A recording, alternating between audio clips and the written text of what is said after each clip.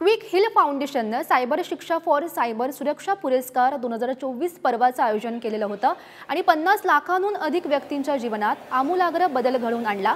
Quick hill फाउंडेशनच्या अध्यक्षा श्रीमती अनुपमा काटकर यांच्याशी बातचीत केली आहे आमचे प्रतिनिधी ज्ञानेश्वर चौतमल यांनी।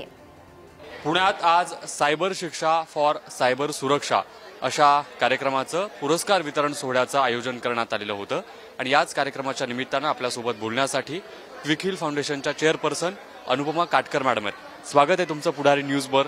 आजच्या कार्यक्रमाबद्दल आणि आपल्या एकूण फाउंडेशनच्या कामाबद्दल सुरुवातीला सांगा।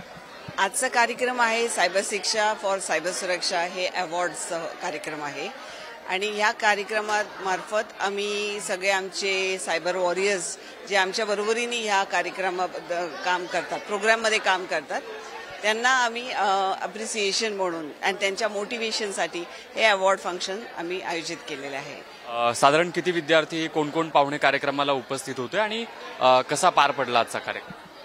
आम्ही जे हे फाउंडेशन मधनं हे सायबर शिक्षा सायबर सुरक्षा हा प्रोग्राम राबवतो, हे मुख्य म्हणजे आम्हाला सायबर अवेअरनेस जे क्रिएट करायचं। आज जगात भरपूर सायबर क्राईम्स होत असतात आणि ह्यांना हे कशामुळे होतो, कारण सायबर अवेअरनेसच नाहीये लोकांना आणि हे कसं त्यांच्यापर्यंत पोचवायचं हे एक आम्हाला प्रश्नच होता।